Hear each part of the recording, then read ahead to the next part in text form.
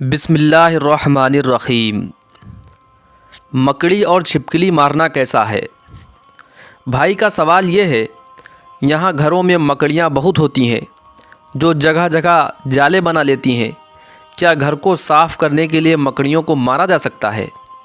ہم نے سنا ہے کہ مکڑیوں کو نہیں مارنا چاہیے کیونکہ ہجرت کے موقع پر آپ صلی اللہ علیہ وسلم کی حفاظت کا ذریعہ بنی تھیں۔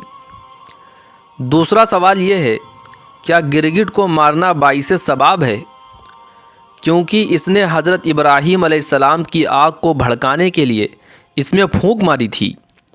جواب یہ ہے کہ مکڑیوں کو مارنا تو جائز ہے، اس کے ناجائز ہونے کی ہمارے پاس کوئی دلیل نہیں ہے، اور ظاہر ہے گھر میں تنگ بھی کر رہی ہیں تو وہ تو شہد کی مکھیوں کو بھی مارنا جائز ہوتا ہے۔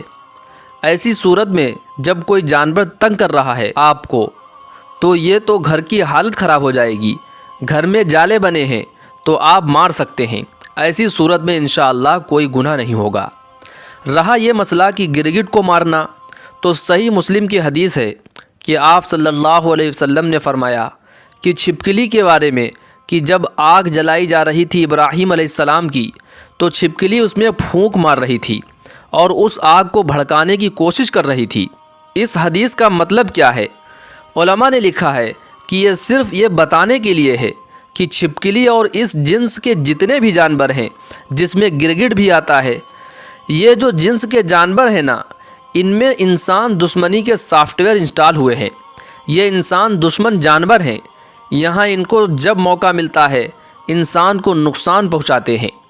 تو اس لیے آپ صلی اللہ علیہ وسلم نے چھپکلی کو مارنے کی ترغیب دی، اور گرگٹ کا بھی وہی حکم ہے جو چھپکلی کا ہے۔ اور آپ صلی اللہ علیہ وسلم نے فرمایا کہ جس نے ایک بار میں مارا اس کو 100 نیکیاں ملیں گی، اور جتنے بار کم ہوتے جائیں گے نیکی کم ہوتی چلی جائے گی۔ وجہ اس کی یہ ہے کہ جانور کو جتنی کم تکلیف دے کر موت دیں گے اتنا زیادہ ثواب ہے۔ اب چھپکلی کہیں دیوار پر ہے، آپ نے ایک چپل ماری اور وہی اس کا اسٹیکر بن گیا تو چھپکلی کو اس سے تکلیف نہیں ہوتی، سیکنڈوں میں اس کی جان نکل جاتی ہے۔ لیکن اگر آپ نے اسے کھیلنا شروع کر دیا، پہلے اس کی دم کاٹی، اس کا آدھا گھنٹہ آپ نے دم کا تماشا دیکھا جیسے بچے کرتے ہیں چھپکلی اور گرگٹ کے ساتھ، پھر اسے رسی میں گھما گھما کر مار رہے ہوتے ہیں، تو اس سے آپ کی نیکیاں کم ہوتی چلی جائیں گی، بلکہ جانور پر ظلم کا گناہ بھی ہو سکتا ہے۔ تو اس لیے جانور کو مارنا چاہیے، ان جانوروں کو جو انسان کے لیے نقصان دہ ہیں، مگر مارنے کا وہ طریقہ اختیار کیا جائے جس میں جانور کو تکلیف کم سے کم ہو۔ دوستو، اسی طرح کے دین کے چھوٹے بڑے مسائل کو جاننے کے لیے ہمارے چینل کو سبسکرائب کر لیں۔ السلام علیکم۔